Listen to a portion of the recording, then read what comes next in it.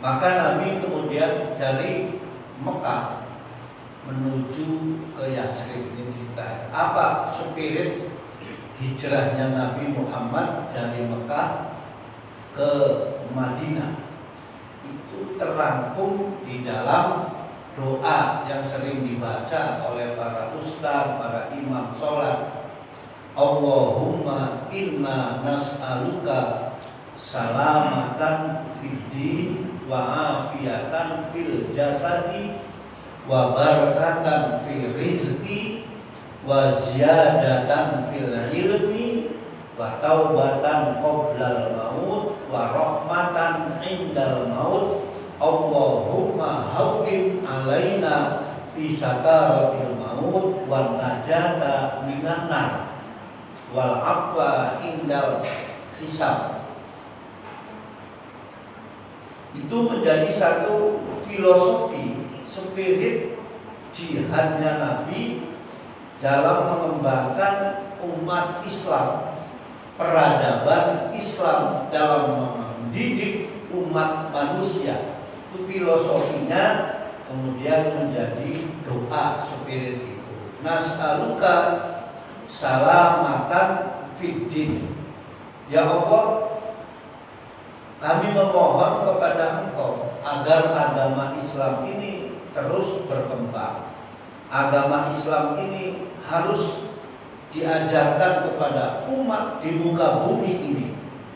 Maka Nabi dalam hijrah pertama yang dibangun adalah Masjid Nas'aluka salamatan fid din, agar agama Islam ini mudah diakses oleh umat, mudah dipelajari, maka perlu tempat. Maka Nabi untuk menyelamatkan agama Islam, menyebarkan agama Islam, yang dibangun pertama adalah masjid.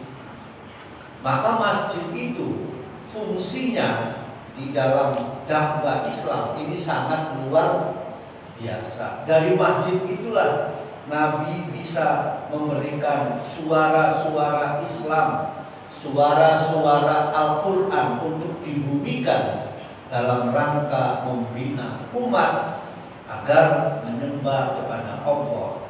Maka dalam sejarah Nabi pertama membangun masjid yang disebut dengan Masjid Quba. Masjid Quba itulah pertama kali di dunia masjid yang dibangun oleh Rasulullah SAW. Dilanjutkan kemudian sampai di Yasrib, Nabi membangun Masjid Nabawi. Dari situlah Nabi bolak-balik mengkader para sahabat, mengkader para pengikut-pengikut Nabi Muhammad. Kenapa? Karena pengikut-pengikut Nabi Muhammad semua yang beriman, yang yakin kepada ajaran Allah, Al-Quran dan hadis, semua meninggalkan kota Mekah yang dulunya kaya, yang dulunya punya kios, yang dulunya punya kebun kurma, yang dulunya punya kebun anggur, semua ditinggalkan dalam rangka mengikuti hijrah kepada Nabi Muhammad Sallallahu Alaihi Wasallam. Maka di dalam beberapa ayat di dalam Al-Quran menggambarkan bahwa hijrah itu adalah innalladzina amanu walladzina hajaru wajahadu fi sabilillah ulaika yarjuna rahmatallah wallahu ghafurur rahim.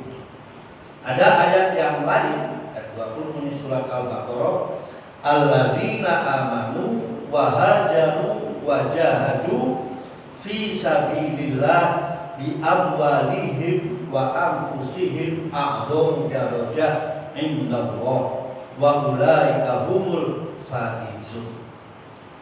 Sesungguhnya orang-orang yang beriman dan orang-orang yang meninggalkan kampung halamannya dalam rangka mereka untuk berjihad di jalan Allah.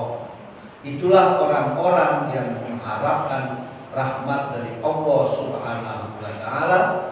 Allah Maha Pengampun lagi Maha Pengasih. Jadi jihad itu adalah pertama dengan harta, yang kedua adalah dengan anfus, jiwa, dengan spirit yang luar biasa, keyakinan yang sangat luar biasa, ditinggalkan semua. Dulu sahabat banyak yang kaya waktu di Mekah, termasuk Nabi itu ada masih. Itu tanah di Mekah itu dulu 85% itu milik Khadijah, termasuk Masjidil Haram, itu warisan Nabi itu. Tapi semua ditinggalkan, hilang. Maka kemudian sorol fukoro, Nabi pindah ke Madinah, ya jadi orang miskin, nggak punya apa-apa. Begitu juga sahabat yang tadinya punya rumah, punya apa, ditinggalkan. Bahkan dalam sejarah istri pun yang tidak seiman ditinggalkan dalam rangka mengikuti jihad kepada agama Islam, dalam rangka ikut serta mengembangkan agama Islam. Maka setelah Nabi Muhammad sampai di Yasrib, apa yang dibangun lagi? Nas'aluka salamatan fid din wa afiyatan fil jasadi. Manusia belum berpikir bagaimana membuat rumah sakit waktu itu. Eropa belum ada, Amerika belum ada. Nabi sudah mempunyai spirit jihad. Umat Islam harus mempunyai rumah sehat. Maka Nabi melatih beberapa sahabat itu untuk diajarkan tentang ketabiban. Tabib itu dokter, jangan diartikan dukun ya.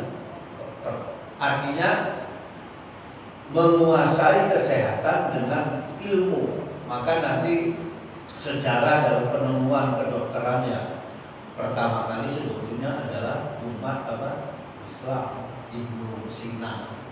Nah, kenapa Nabi seperti itu? Karena umat Islam, artinya begini pesan spiritnya. Kalau ngaji Yasin ke masjid, kalau belajar ilmu fikih ke majelis taklim, kalau jamaah kemudian ke masjid, ya kalau sakit harus ke rumah sakit yang milik umat Islam. Maka Nabi di samping Masjid Nabawi itu membuat rumah sehat. Yang dilatih itu siapa? Yaitu pemuda-pemuda, laki-laki dan perempuan. Dan ini yang menjadi cikal bakal ketika Nabi diserang oleh beberapa 12 kali perang itu. Ternyata tenaga-tenaga medis inilah yang diajak, kalau yang perempuan sebagai palang merahnya. Jadi Nabi sudah berpikir sangat jauh sekali ketika waktu hijrah. Selanjutnya wa barakatan fil rizqi. Nabi melihat bahwa umat Islam, kaum muhajirin ini semua dalam keadaan miskin. Maka kemudian Nabi wa barakatan fil rizqi membangun pasar.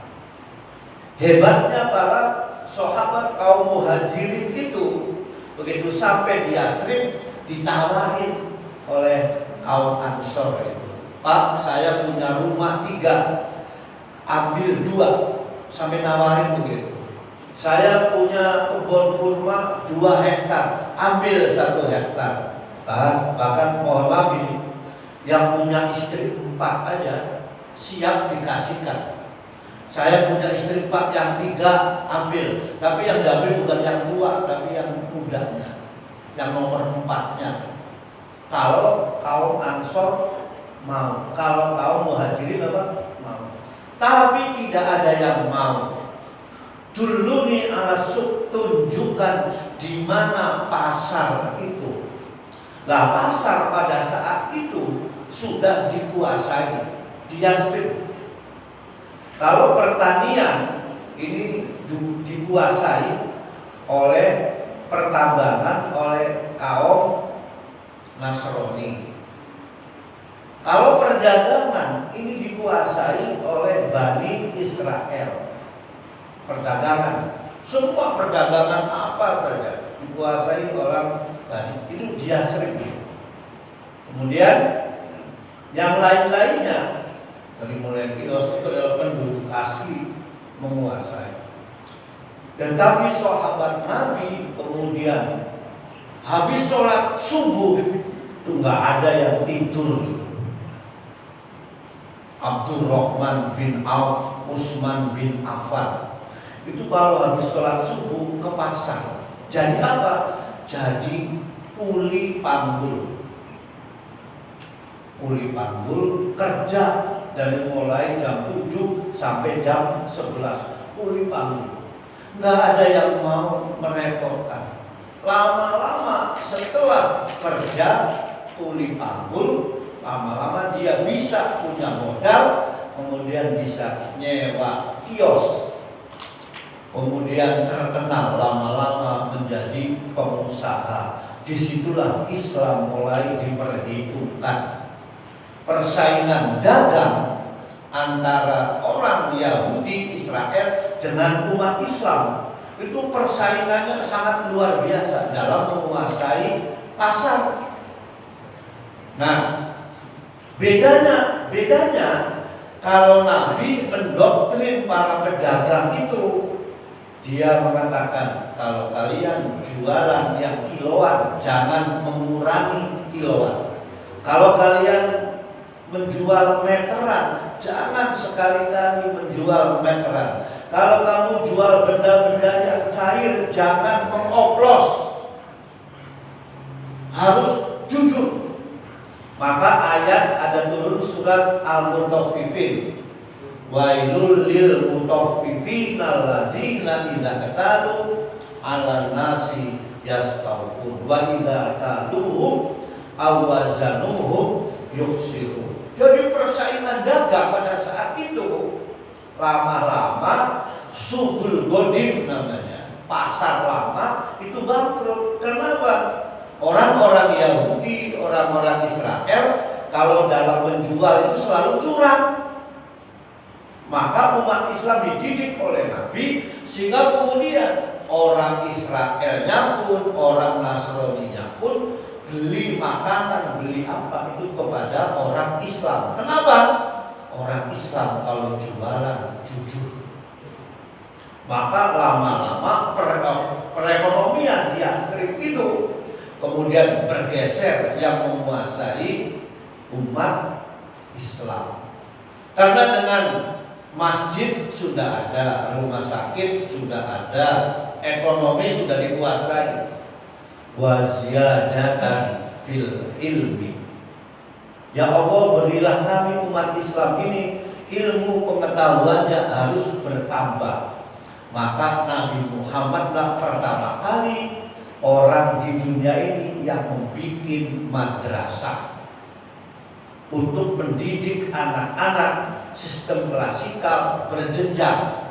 Anak dari mulai madrasah kelas 1 ini mulai belajar Al-Quran, terus nanti sampai selesai, terus sampai aliyah, terus dididik untuk memahami ilmu Al-Quran. Bapak-bapak dan ibu-ibu, kalau kita membaca Al-Quran hanya cuma dengan mata kita, penglihatan kita, maka kita akan paham Al-Quran, cara membaca Al-Qurannya. Kalau kita ini tadi baca Yasin hanya melihat dengan mata, melihat tulisan, maka kita akan paham tulisannya saja. Tapi kalau Al-Quran dibaca dengan akal, melibatkan akal kita, maka Quran itu akan menjawab semua ilmu pengetahuan di Quran. Kalau Al-Quran itu dibacanya dengan hati, maka kita akan menambah cinta kepada Allah, yakin kepada Allah. Kalau Al-Quran itu kita mampu membaca dengan jiwa, maka kita akan menemukan wujudnya Allah. Jadi memahami Al-Quran itu nanti sampai tahap kepada pertama membaca Al-Quran yang benar, itu tingkat anak-anak madrasah kelas 1 membaca Al-Quran dengan benar. Berikutnya akan memahami Al-Quran, mengerti tentang artinya. Setelah Quran mengerti artinya, kemudian sampai kepada mengerti maknanya. Meningkat lagi memahami Al-Quran, tafriqu ahkamil Quran. Kita akan memahami, mengelompok-kelompokkan ayat-ayat Al-Quran. Kalau kita ditanya Quran itu berapa term sih membahasnya, dari 30 juz, 114 surat, 6.200 sekian ayat, itu ada berapa sih Al-Quran kalau dikelompokkan? Karena Quran itu mukjizat. Jadi sengaja yang pertama menerangkan teologi, yang kedua Quran itu menjelaskan tentang ibadah, yang ketiga muamalah, yang keempat menerangkan munakahat, yang kelima menerangkan tarikh sejarah, yang ketujuh menerangkan tentang janji, yang kedelapan menerangkan ancaman. Itu setelah mengerti itu, itulah sesungguhnya Al-Quran. Qul law kana al-bahru midadan li kalimatillah lanafidal bahru qabla an tanfada kalimatu rabbi walau jibna bimislihi madada. Wah, kalau kita memahami dalam Al-Quran, laut pun habis menjadi tinta, nggak akan habis. Maka dalam jihad spirit Nabi, wa barakatan fi rizqi.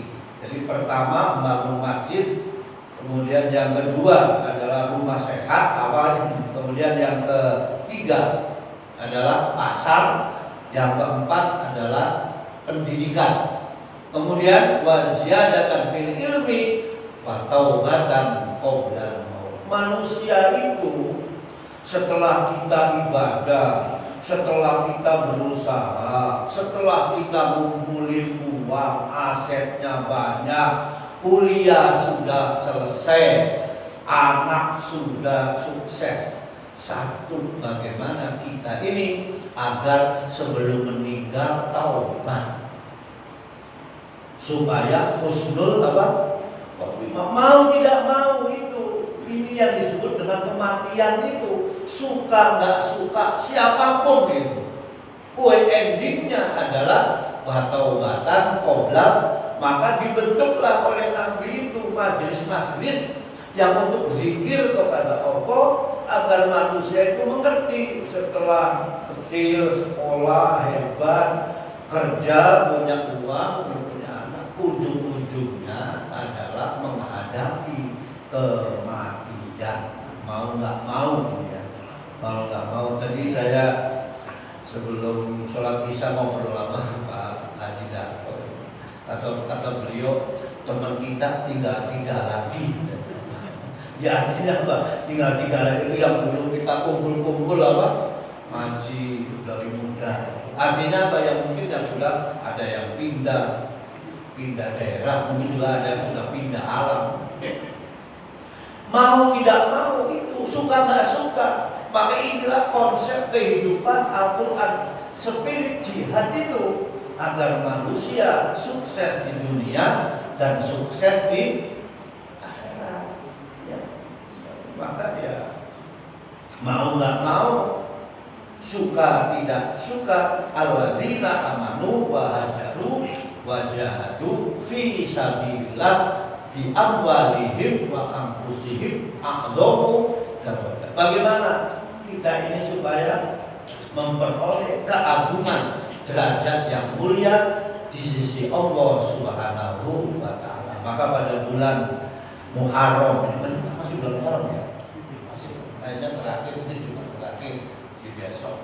Maka itulah sebabnya Umar bin Khattab kemudian tahun yang peredarannya diambil dari rembulan, diambil dinamakan tahun Hijriyah karena ada spirit yang sangat luar biasa. Itulah kemudian Nabi mengganti Yasrib menjadi Madinatul Munawwaroh, sampai orang Romawi kagum, orang Persia juga kagum, ingin kerjasama, ingin belajar, ingin kerjasama dengan ilmu pengetahuan. Semua artinya Madinah atau yang dulu Yasrib itu yang hanya cuma dataran kering itu menjadi Munawwaroh, kota yang bercahaya, yang menjadi inspirasi bagi umat manusia sedunia. Dan alhamdulillah